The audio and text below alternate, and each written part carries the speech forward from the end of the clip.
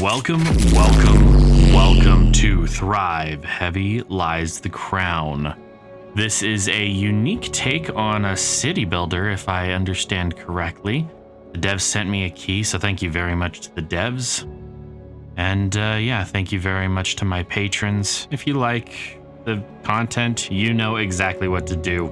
I'm done asking, because I'm sure you guys are getting tired of the same intro over and over again. But thank you very much to my patrons and each and every one of you who make all of this possible. But without any further ado, let's get into it. 2 months.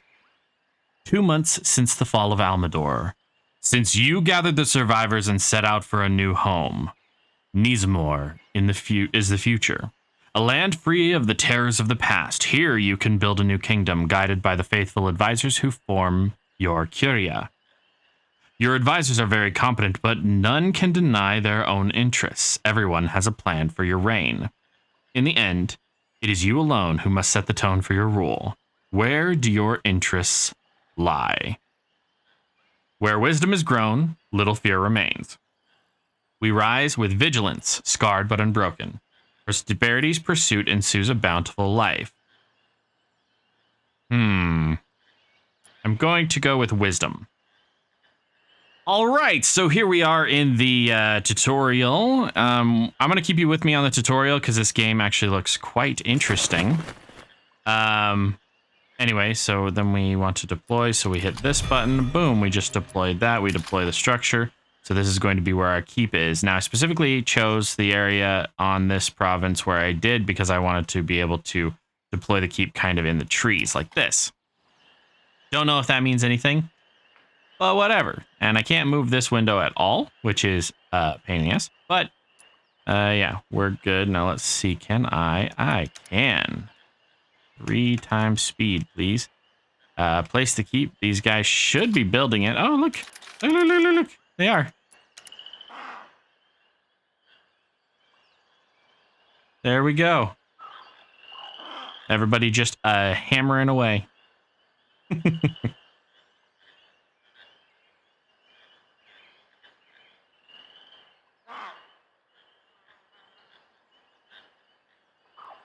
Can I see the progress? Oh, there we go. So there's the progress. We've currently employed, what is that, 10 workers?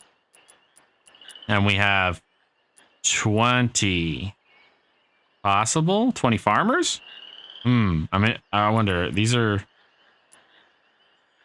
maybe the farmers can build stuff? I don't know. Prioritize deliveries. The structure can be upgraded. The seat of government and the power in your kingdom, the place from which you will conduct research. Cool. Resource storage. Our next step should be that of resource gathering and management. We should build a primitive stockpile to house what we can collect. You'll find it in the build menu within the farmers tab. A wise ruler sets up a reliable road network while placing buildings. As goods move faster between the buildings connected by roads. Okay. There we go. Farmer tab. Primitive stockpile. We're going to... Oh, no. No. Stop. I don't want it there. There we go. Whew. That we're close. There we go. Now we can keep going. Can't help but notice that she's struggling a little.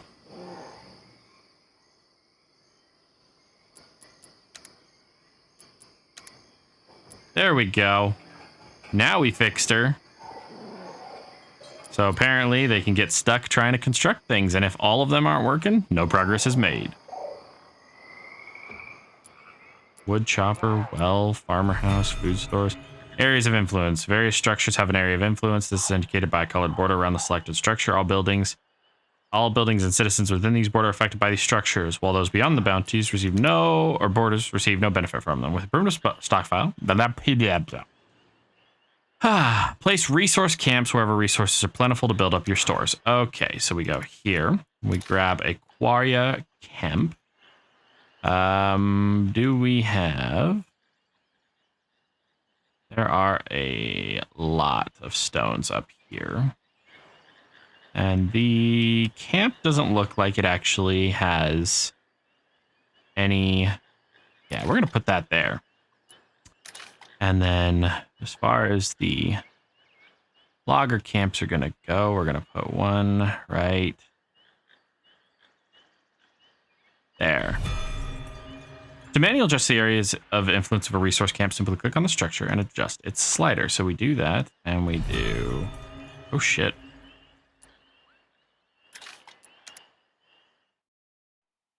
How big is the... Cool.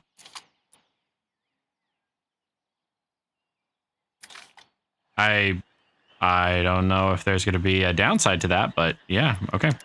Food market. So we need food storage. We'll put the food storage right. Let's see. Well, actually, crossroads there. So we'll put that there.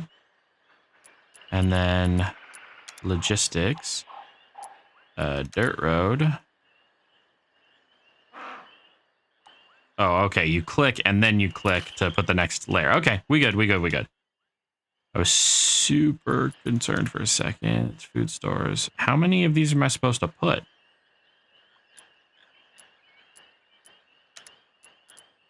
Wow, there's a lot of stuff. Oh, military. Military. I'm sorry.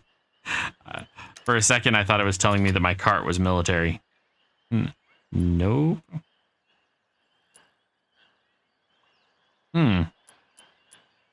No available storage in range.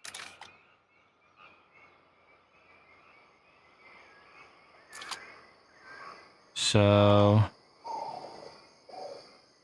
Ain't nobody working on it. Cause... There are no workers? Or it's nighttime?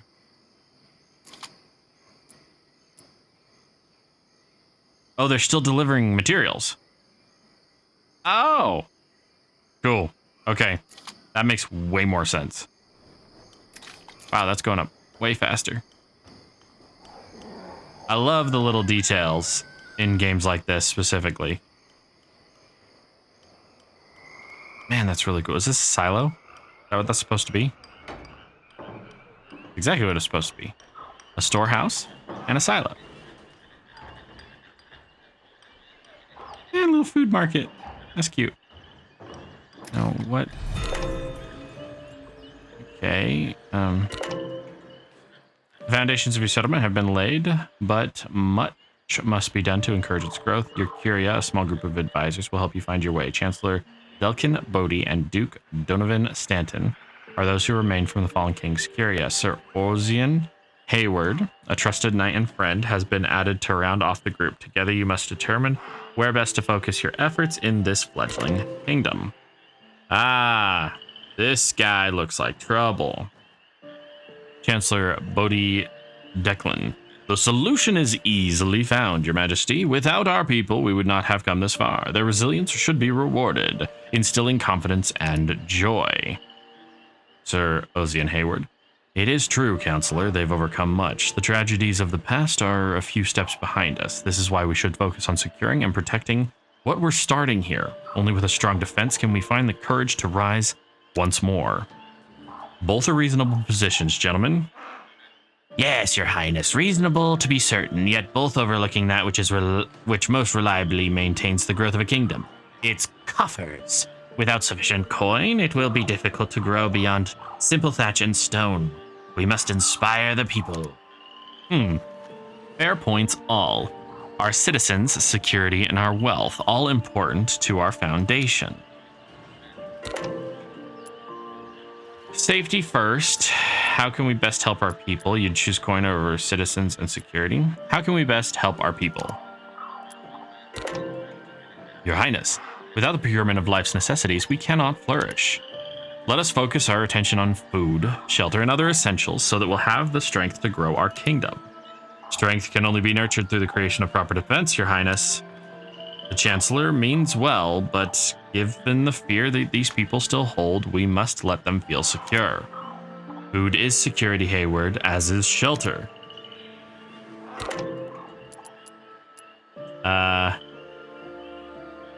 Let us hear it from the knight. Our sovereign, we're still unfamiliar with this land. As such, we must remain on guard and procure a means to defend and fortify our fledgling kingdom. It was not long since we, side by side, took up arms in defense of our beloved land and king. I'd never question your desire to protect Hayward, but we must first secure the settlement's wealth, as it is the key to our progress. You're both mistaken, if I may, your highness. Hayward's request may create tension with the locals, and the Duke's, well, now isn't the time to be contemplating coin. We must establish a sense of community first. Oh. Well, if we don't defend what we have, that sucks. I agree, Sir Hayward. Do we want to go military or do we want to go, like, beating people? I'm going to go with the defense on this one. Sir Hayward is honored to have your support. He informs you that his troops have secured resources needed for some fences. Constructing fences will help your citizens feel secure. Okay, so water. In addition to meeting survival needs, you'll need to supply our firehouse with water. I didn't even know we had a firehouse, but it's too bad we can't put this like right there on the property. That'd be really... We're going to put this here. And they said we had a firehouse?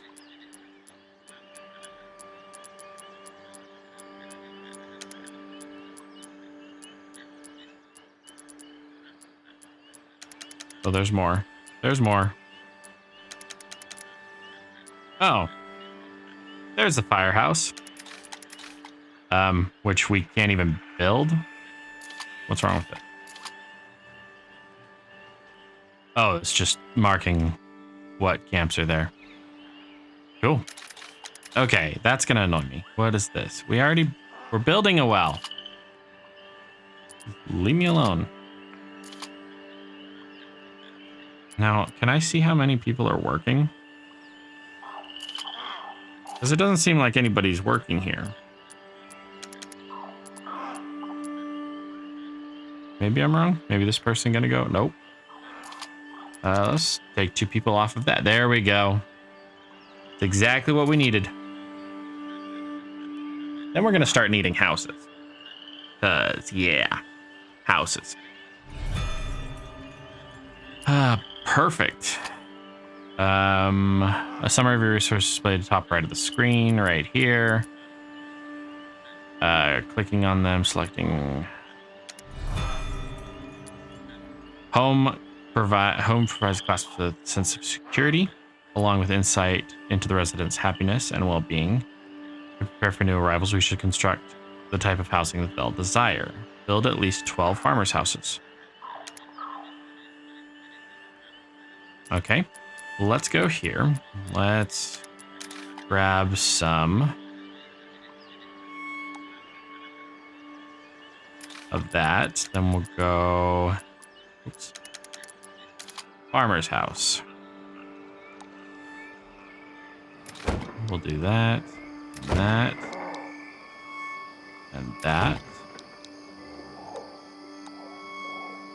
and that, and then we can keep it up.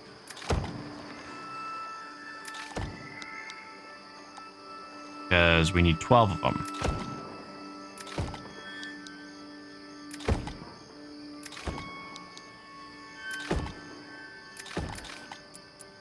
And then I'll put in the roads. Okay, this music makes me anxious. I know I'm not the authority on music. I'm definitely not the authority on music, but this music is making me anxious. All right. I'm gonna let this build up. I'll be right back with you. All right, Sir Ozian Hayward brings before you a young man. He followed the caravan for nearly the entire trek, careful to keep his distance. He claims he is an orphan, that the Walgrim brought illness to his village, which was a stone's throw from Aldamore's gate. He asks for a place in your new settlement. He looks for a home amongst us, or so he says. And what he says is little, but there is truth in it. The child quivers before you, a boy, perhaps in his 8th, maybe 10th year. His clothing is caked with mud and dust. Twigs and leaves adorn his shoulder-length hair.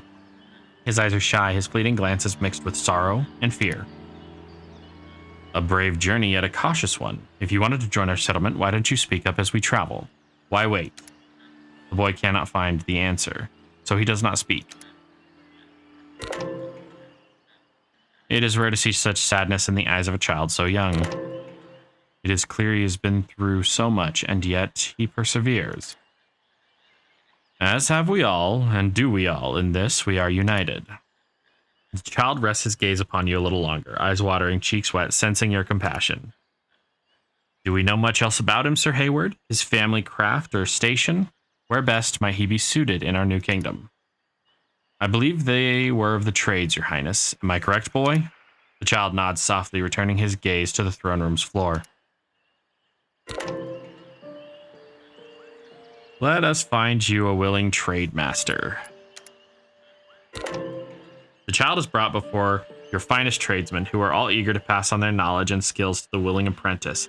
They question the boy, taking their time to determine the best placement. With their guidance, the new citizen and tradesman will arise, and the kingdom shall be better for it. Alrighty. Still working on building these houses. In fact, I couldn't tell you. It doesn't seem like any of them are getting built because they're outside of that stockpiles range. So what if I put another stockpile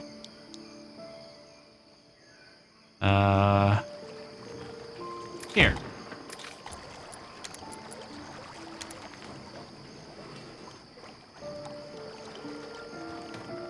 And we'll just get those off. There we go. There we go. Now they're starting to build them. All right. My bad. I forgot about the circle of influence. We should be good to go from now. Anyway, see you in a minute. All right. They are finishing up that last house now. Now. There we go. Now let's explore the housing interface. Sure, why not? We'll grab one of these. Buildings health, residential's happiness level, any effects on the house, and additional information can be tracked. The building's health will drop if the building is damaged by fire, attacks, or revolt. If it drops below the maximum, you can repair it. Okay. The residence tells us how many residents can be in each one. There's 4 residents in this one. What's that? Okay, understanding housing. So there are events. The territory is spotless. Tax rate 5%. No rubbled buildings in the territory. So as long as I can keep things down or in control, we're good. And then needs are things like wood, food, what's that, water, and we also need fire, it looks like. And then luxuries make people even happier. Cool. Filling your people's needs will directly affect their happiness. The resource bar is displayed up here. Income tax reduces, production rates decrease, increasing the chance of sickness, increasing immigration rate. Got it. So keep people happy. They won't leave. That's funny how that works. If 20 or more individuals of the same class are discontent, there is a chance they might begin a revolt. Citizens in the state gather together outside the keep, shouting and raising torches to show their anger. During these protests, affected citizens have their production reduced by their happiness level. Okay. Warming hearths. We've provided housing. We need one of these wood choppers. And I will have the chopper man right...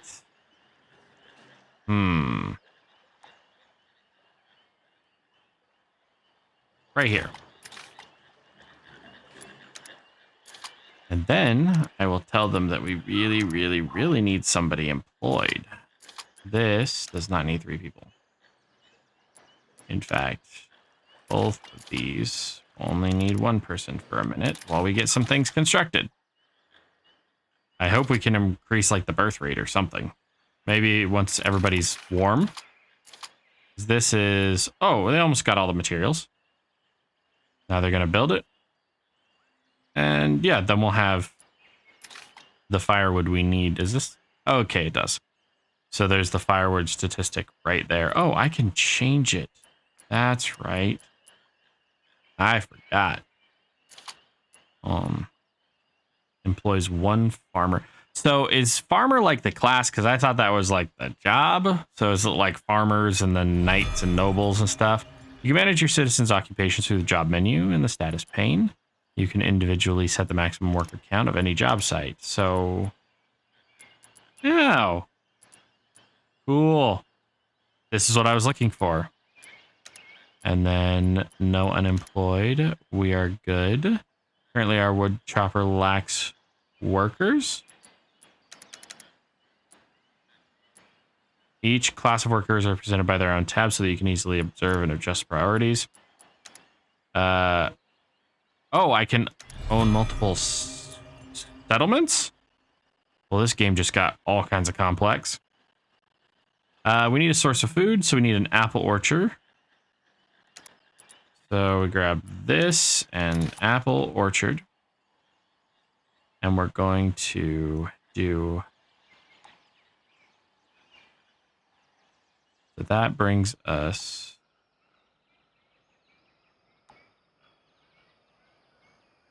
the biggest apple orchard we can do.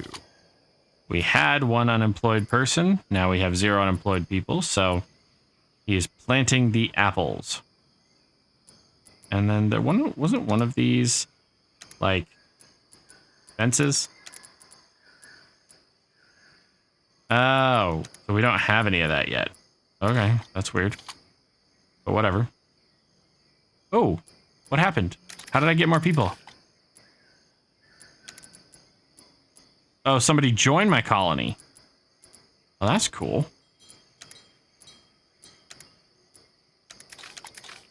Okay. I want escape to bring me back here, like close all of this stuff, but it doesn't look like it's going to do that. Okay, so this is producing apples. We just produced 24 apples, which doesn't look like they made it. Oh, there we go. Welgrim whispers. Sir Hayward has come to you with an unsettling report. The corpses of 3 animals, guts removed, adorned a makeshift altar within a farmer's house. Scents of rot and incense lingered in the air. Strange blood markings on the walls indicated that a ritual had taken place. You and Hayward try to make sense of what occurred. Speak plainly, Ozian. What do you make of the scene? I've seen nothing like it before. Whoever conducted this ritual must be from these lands. There were unusual symbols on the walls of the main room, centered around the altar. Upon the altar, the remains of 3 animals with hearts pulled from them missing, encircling these 3 corpses, those crystals, the ones that sprung up around the province. Curious. I'd like to know more. What do you believe of the strange crystals? Strange crystals. Yes, like those found in the fields, meadows, well, they spring up all manner of places in Nizamor. Nothing like them ever existed in Aldamor. These are the magenta ones. Those seem to cause confusion and lightheadedness when nearby. The very same. At their core, they would appear to be movement. It reminded me of that ill fog that fateful day. Perhaps the Chancellor should look into this. If anyone could learn more about them, it would be him. The meaning of these symbols were unclear. They were crudely drawn and formed from what seemed to be a mixture of mud and blood. Difficult to understand, but perhaps because they seemed so unfamiliar. A mixture of mud and blood. Perhaps they were images or words. Whether they were, they seemed significant. No doubt, a significant mystery. What of these stolen hearts? Perhaps they were the key to the ritual. Without speaking to those who took them, though, it is unclear. From which creature were these hearts taken? It seemed they were cut from the carcasses of 3 animals, a lynx, a jackal, and an adder. Such peculiar choices. Thank you, Sir Ozian. Good work, Sir Hayward. Clearly, there is much about Nizamor we have yet to learn, and now their customs have been thrust upon us. We must develop a greater understanding of this new land and its traditions. How quickly some traditions can be perceived as threats without proper knowledge. All the better to try and learn what occurred here. Should another ritual occur, the consequences could be far more grim. I would agree wholeheartedly. We need to find out the purpose of this ritual. Where should we start, Your Majesty?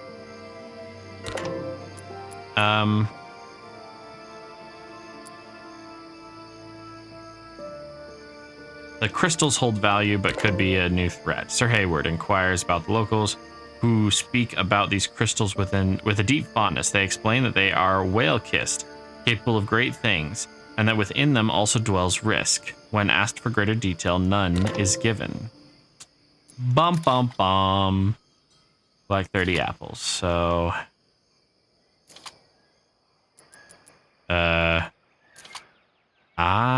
this place is not influential enough.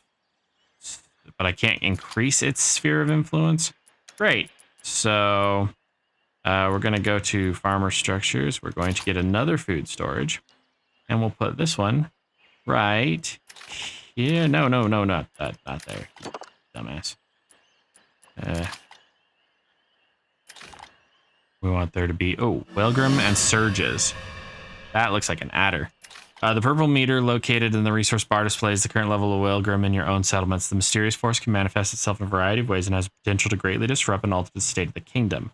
When the meter fills, you'll experience a Welgrim surge. An unpredictable outcome will occur in one of your occupied provinces. After this, the meter will empty, then slowly expand again alongside your reign. One must mind the meter and prepare for all manner of things. Illness, violence, and even boons can arise from Welgrim surges. Cool. Let's grab dirt road. Put it right there. And there are currently no employed workers. Let's drop down one of those. And then will you end up working for us? That should have enough room to get there.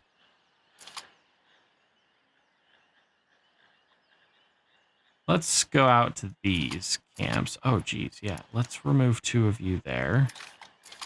And 2 of you there. And then get these back up.